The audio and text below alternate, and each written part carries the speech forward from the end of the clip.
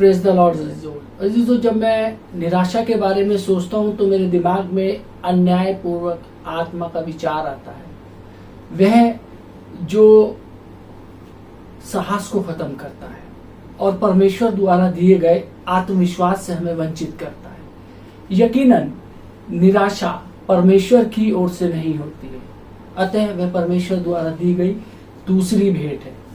परमेश्वर आशा देता है, शैतान निराशा देता है।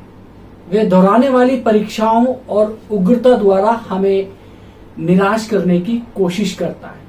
वो ऐसे लोगों द्वारा हमें निराश करने की कोशिश करता है जो हमारा निर्माण करने के बजाय हमें तोड़ देते हैं। नकारात्मक लोग हमेशा निराश कर सकते हैं।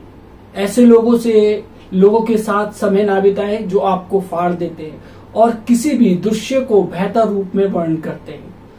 खुद कुर्सी पर खड़े होकर दूसरों को उस पर चढ़ने की कोशिश करने से अधिक आसान होता है कुर्सी पर खड़े होना, पर दूसरे हमें खींचकर नीचे गिरा देंगे। हमें निराशा के खिलाफ हमेशा चौकन्ना रहना होगा।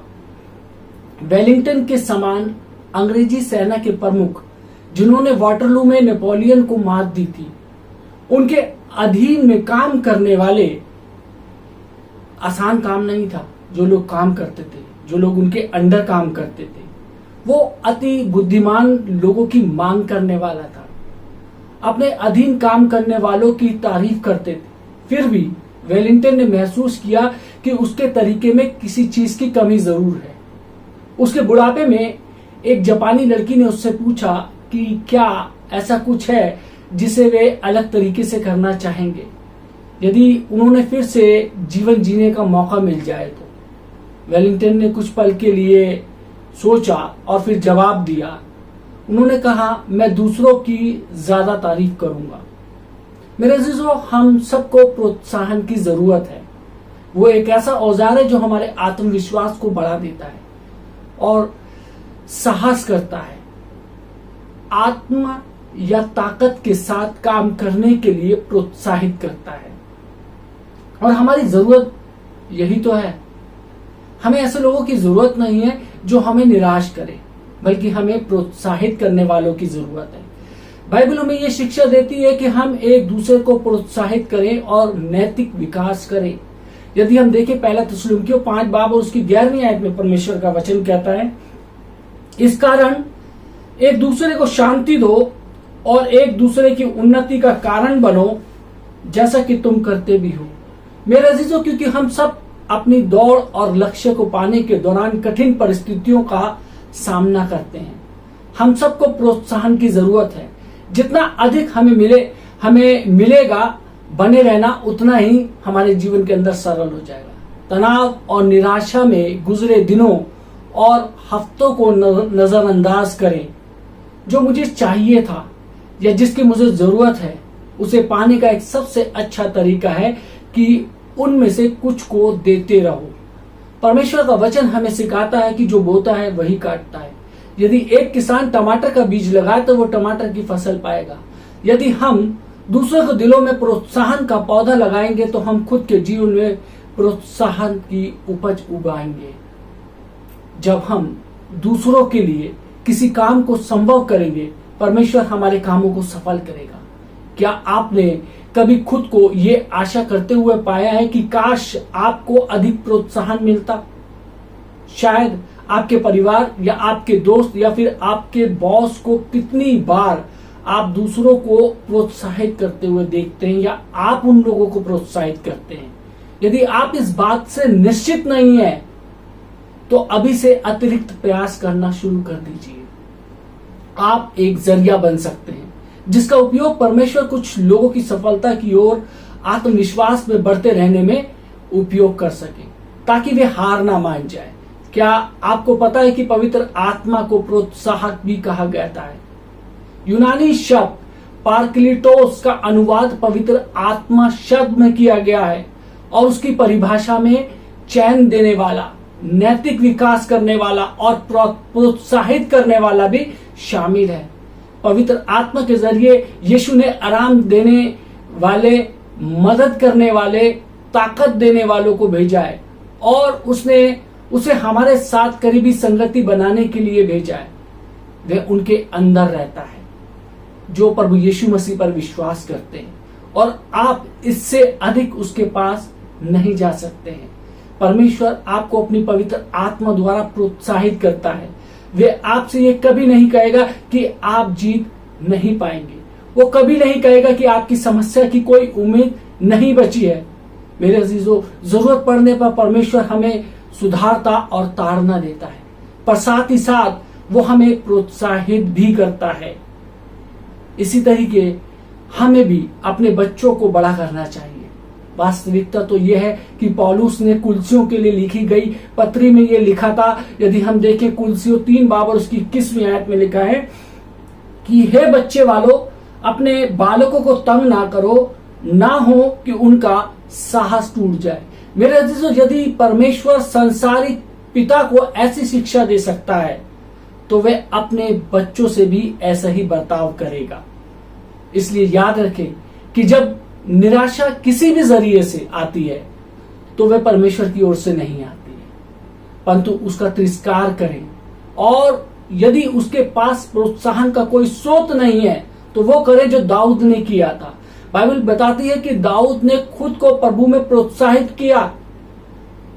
जब आपको यह एहसास होने लगता है कि आप अपना साहस खो रहे हैं तो खुद से बात कीजिए, खुद से कहिए कि अपनी पिछली कठिनाइयों को आपने पार कर लिया है और आप दोबारा भी ऐसे ही करेंगे।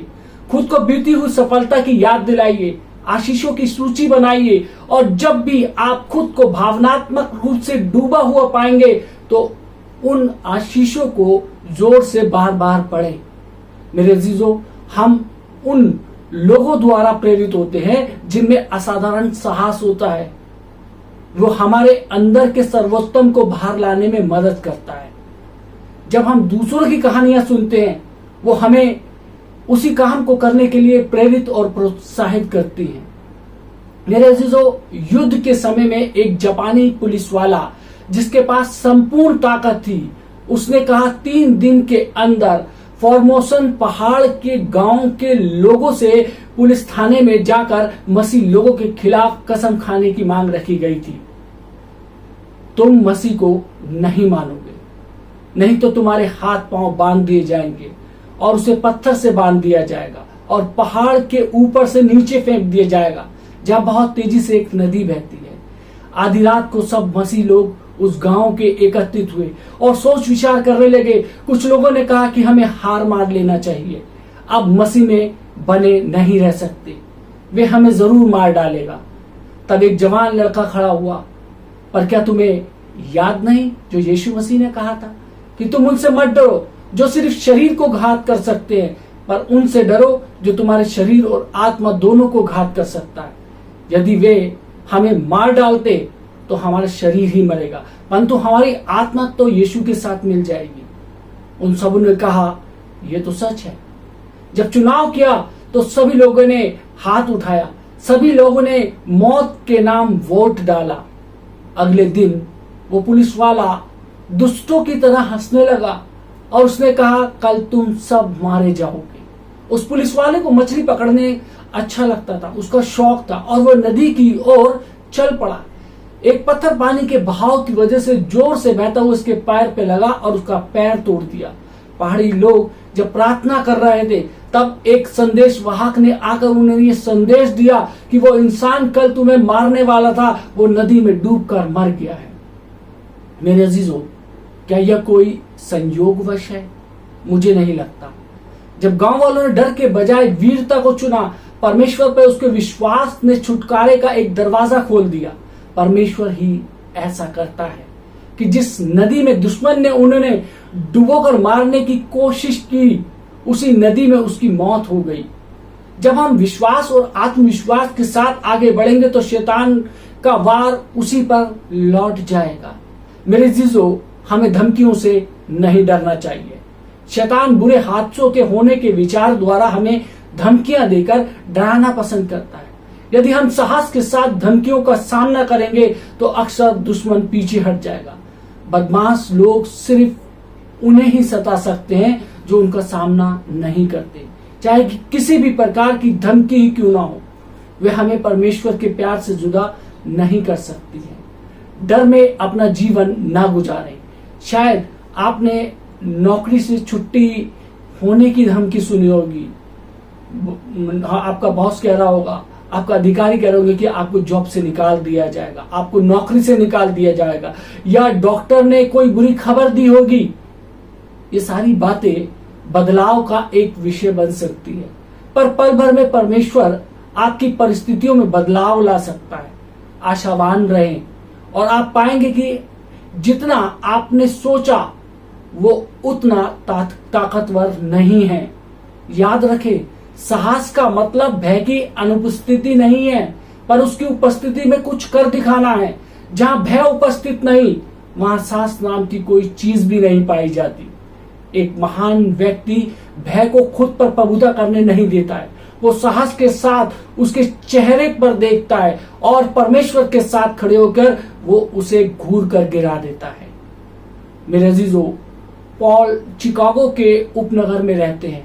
1966 में वियतनाम के एक खदान में उसने अपने दोनों पैरों को खो दिया। एक दिन एक औरत पूरा जोर लगाकर चीख रही थी, मेरा बच्चा, मेरा बच्चा। कुछ गड़बड़ी की आशंका होने की वजह से पॉल और उसकी पत्नी अपने घर से निकल पड़े। वो व्हील चेयर में और उसकी पत्नी दौड़ती हुई 60 गड्ढों से भरे हुए रास्तों को पार करके वो विकलांग व्यक्ति वो व्हील चेयर पर रुक गया। उसने खुद को उस व्हील चेयर से निकाला और स्विमिंग पूल के फर्श के चारों ओर खुद को घसीटता चला गया। उसमें एक छोटी लड़की पड़ी थी। उसकी मां ने उसे पूल से निकाला था, जहां उसे मरा हुआ पाया। उसकी धड़कन रुक गई। पॉल ने उसे सांस देने की कोशिश की और उससे बात करने लगा। छोटी लड़की, तुम जियोगी, तुम ये कर सकती हो, मैं जानता हूं कि तुम ये कर सकती हो। अचानक वो बच्ची सांस लेने लगी और डॉक्टर को उसके इलाज के लिए बुलाया गया। मेरे अजीजों, यही उदारता परमेश्वर ने इस मिट्टी में लगाई है जिसे हम शरीर कहते हैं। इसलिए उसने हमें स्वर्ग दूतों से थोड़ा सा छोटा बनाया है, थोड़ा कम बनाया है। दूसरों के लिए अपने जीवन में जोखिम उठाने की ताकत के साथ, जैसे इस हीरो ने अपने देश में किया और जिसने बहुत ही महान वेदना और यातना के साथ इस छोटी सी बच्ची की जान बचाने के लिए खुद को 60 फीट तक घसीटा। जब उस स्त्री ने मदद के लिए पुकारा तो पॉल एक भिन्न चुनाव कर सकता था, एक अलग चुनाव कर सकता था। वो केवल यह कह सकता था कि मैं तो अपाहिज हूं, मैं उसकी मदद के लिए कुछ नहीं कर सकता। और उसके लिए ये कहने की वजह से कोई उसके बारे में कोई बुरा भी नहीं सोचता कि सच में ये व्यक्ति अपाहिज है, ये कुछ नहीं कर सकता था। सच्चाई तो ये है कि बहुत से लोग उससे सहमत भी होते, पर उसने बिल्कुल उलट किया, क्योंकि वे एक ऐसा आदमी था जिसमें असाधारण साहस था। वे हमें प्रोत्साहित करते हैं कि बिना शिकायत के हमें चुनौतियों का सामना करना चाहिए और खुद के बारे में ज्यादा चिंता ना करें और दूसरों की अधिक चिंता करें। यदि हम व्यक्तिगत पीड़ाओं से बचने में व्यस्त ना होते तो भय हमारे जीवन पर राज नहीं करता। शायद हमें एक बार और सबके लिए खुद को परमेश्वर के हाथों में सौंप देना चाहिए, यह कहते हुए कि जो हमारे साथ होगा वह उसकी परेशानी है, हमारी नहीं। जब हम दूसरों की मदद करते हैं तो हमारी खुशी बढ़ती है, पर यदि हम अपनी चिंता करते रहेंगे तो दूसरों के लिए मदद का हाथ नहीं बढ़ा पाएंगे। मेरे अजीजों, कुछ लोग अपने जीवन को शांति से व्यग्र होकर व्यतीत कर देते हैं और संसार को एक अच्छा स्थान बनाने के लिए कभी भी कुछ नहीं करते। वे स्वयं की सुरक्षा के बारे में अधिक चिंतित रहते हैं कि वे अपने आसपास के हजारों लाखों लोगों तक नहीं पहुंच पा रहे हैं जो सहायता की पुकार लगा रहे हैं, जिन्हें सहायता की आवश्यकता है। इस विषय में सोचिए, एक महिला जो काम पर भी उसका 14 वर्षीय बालक जो है वो गोलीबारी में मार डाला जाता है, वो स्त्री अपने रोजगार पर है। एक पड़ोसी जिसे अभी अभी पता चला है कि उसे कैंसर है। एक परिवार है जिसके विषय में आपने कलीसिया में सुना है कि उसका घर कर्ज की वजह से बिकने वाला है, बैंक उसका घर खाली कराने पर आमादा है और उसके पास जाने के लिए दूसरी जगह नहीं है। वो निराश है और नहीं जानता कि क्या करे। हर कोई उससे कहता है कि परमेश्वर उसका प्रबंध करेगा, परंतु कोई कुछ भी नहीं करता। हमें समझना चाहिए कि परमेश्वर लोगों के द्वारा कार्य करता है। हम उसके हाथ, पैर, आंख, नाक और कान हैं। परमेश्वर आश्चर्य कर्म करता है, परंतु वे ऐसे लोगों के द्वारा करता है जिनमें असाधारण साहस है। मेरे अजीजों, हम परमेश्वर से प्रार्थना करते हैं कि हमें उपयोग मिला, हमारा इस्तेमाल कर प्रभु। और जब वह उसका प्रयास करता है तो हम बहुत अधिक व्यस्त हो जाते हैं कि उसकी सुने नहीं पाते। जब परमेश्वर ने आदम हव्वा को बनाया और उन्हें आशीष दिया, उन्हें कहा कि फूलो, फलो और बढ़ते जाओ और पृथ्वी के सारे स्रोतों का इस्तेमाल करो जो उसने उन्हें परमेश्वर और मनुष्य की सेवा के लिए दिए हैं। मेरे अजीजों, क्या आप फलवंत हैं? क्या आपका जीवन बढ़ती का कारण बनता है? जब आप लोग और वस्तुओं के साथ शामिल होते हैं तो क्या वे बढ़ते और गुणित होते हैं? इसी प्रकार का व्यक्ति बनने का निर्णय लें कि मैं लोगों के जीवन बेहतर बनाना चाहता हूं, मैं उनके चेहरे पर मुस्कान लाना चाहता हूं। मेरे अजीजों, क्या आपने उन स्रोतों का इस्तेमाल मनुष्य और परमेश्वर की सेवकाई में करते हैं? हम सबको ये सुनिश्चित करना है कि हम बाइबल के उस धनी व्यक्ति के समान नहीं हैं जिसके पास इतना अधिक था कि उसके सारे खाते भर चुके थे और अब कोई खाली कमरा भी नहीं बचा था अनाज रखने के लिए। उन सबको दे देने की बजाय उसने निर्णय लिया कि खातों को तोड़कर उसे और बड़ा करें और बहुत बड़ा बनाए और अधिक संपत्ति अपने लिए इकट्ठा करे। मैं सोचता हूं कि वो बाइबल में वर्णित सबसे लालची व्यक्तियों में से एक था। वो निर्णय ले सकता था कि उसके पास जो है उसे दूसरों को आशीष देने के लिए इस्तेमाल करे। वो भयग्रस्त, स्वार्थी व्यक्ति था जिसके जीवन में केवल अपने लिए ही स्थान था। परमेश्वर ने उस मनुष्य को मूर्ख पुकारा और कहा, आज ही रात तेरे प्राण ले लिए जाएगा। तो ये सब किसका होगा? ये मनुष्य आज रात मरने जा रहा था और जो कुछ वो पीछे छोड़कर जा रहा था वो केवल वस्तुएं ही थी। उसके पास संसार को एक अच्छी जगह बनाने का एक अवसर था। वो बहुत से जीवनों में बढ़ती ला सकता था और हजारों चेहरों पर मुस्कान ला सकता था। बजाय इसके उसने भयपूर्वक और स्वार्थ से अपने लिए सोचा। साहसी बनिए, अपने विषय में भूल जाइए और दूसरों की सहायता करने के लिए जो आप कर सकते हैं वो करना प्रारंभ कीजिए। एक नया लक्ष्य पाइए, चेहरों पर मुस्कान लाइए, उत्साह बढ़ाइए, उन्नति लाइए, सांत्वना दीजिए, आशा दीजिए, दर्द से मुक्ति दीजिए और बोझ उठाइए। यीशु ने कहा कि यदि हम उसके शिष्य होना चाहते हैं तो स्वयं को भूलना होगा, अपने आप को, अपनी खुदी को भूलना होगा। हमें ये भूलना होगा कि हम कितने अमीर हैं या हमारे पास कितना धन है या हमारा कितना नाम है। अपने आप को भूलते हुए परमेश्वर की उस योजना के अंदर आपको अपना वो महत्वपूर्ण योगदान देना होगा। परमेश्वर चाहता है कि हम दीन और नम्र बने, एक दूसरे की सहायता में हम तत्पर तैयार रहें, हम एक दूसरे को उठाएं, हम एक दूसरे को गिराना नहीं है।